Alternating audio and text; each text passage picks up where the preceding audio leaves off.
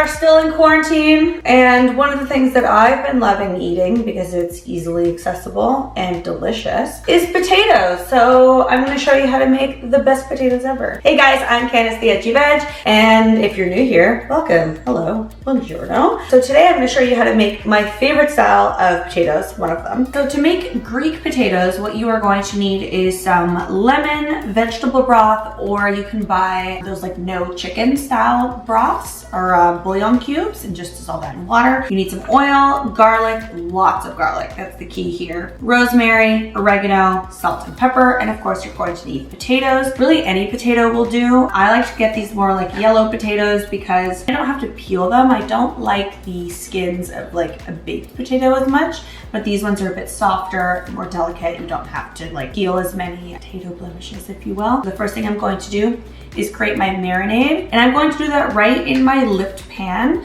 That way I have less dishes to dirty, and I mean, they're going in the pan anyway, so why not? All right, so the first thing I'm going to do is add equal parts olive oil, lemon juice, and whatever broth or dissolved bouillon that you're using. Those are all a 1/4 cup. So these amounts are definitely going to vary depending on how many potatoes we have, but we have about 2 pounds of potatoes. Then our oregano, our rosemary, and our pepper. And I'm just going to mix that together.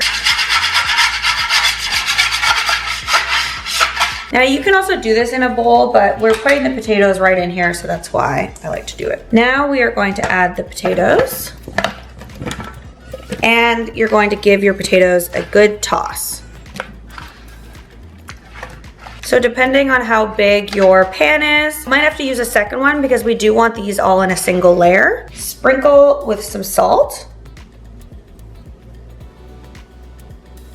Give one last toss, and then arrange them in a single layer. So what I like to do is arrange them like one of the cut size down. If you just cut them in half because you have these tiny little potatoes, then you would put the whatever side is cut and fleshy, like this white part, you would put that down, and that will help with crispiness. And if you have too many, you can move them out and put them onto another pan. All right, and if you do end up having to use 2 pans, you can just take out some of this cooking liquid and add it into the second pan. All right, once you have your potatoes arranged in their pan, we are going to put this into the oven at 400 and bake them for about 20 minutes. Now you're probably like, Candace, you forgot the garlic. We are going to add the garlic in for the second half of the cooking, because we don't want the garlic to burn. So I have found that if I put the garlic in right away, by the time 40 minutes rolls around, the garlic's like black. So I like to cook it for 20 minutes first, add the garlic, and then cook it for another 20 minutes. So I'm gonna throw this into the oven for 20 minutes. Another little cooking note that I wanted to add is in a lot of traditional Greek potato recipes, they let the potatoes sit in the marinade for a while.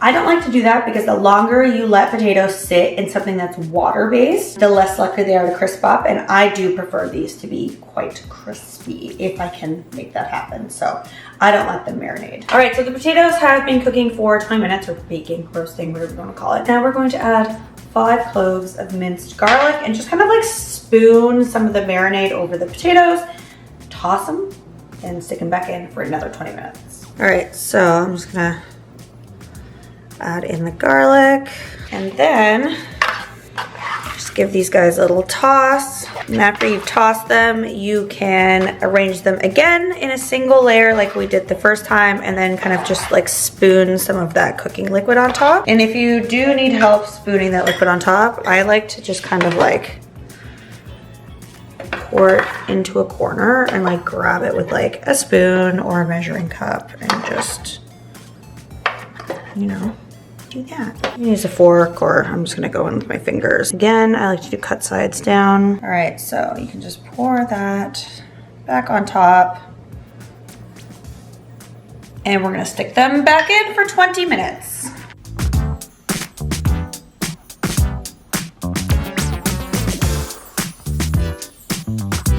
There are the Greek potatoes. So see what I mean? They are, you know, they're nice and soft, but we have a little bit of crunch here. They're not overly crispy because just with these ingredients, you're not going to get that, but you will definitely get some nice browning and a couple edges that are crispy. There you have it, delicious Greek potatoes. They have just like a nice garlicky, lemony flavor to it. And they're so soft, they like melt in your mouth.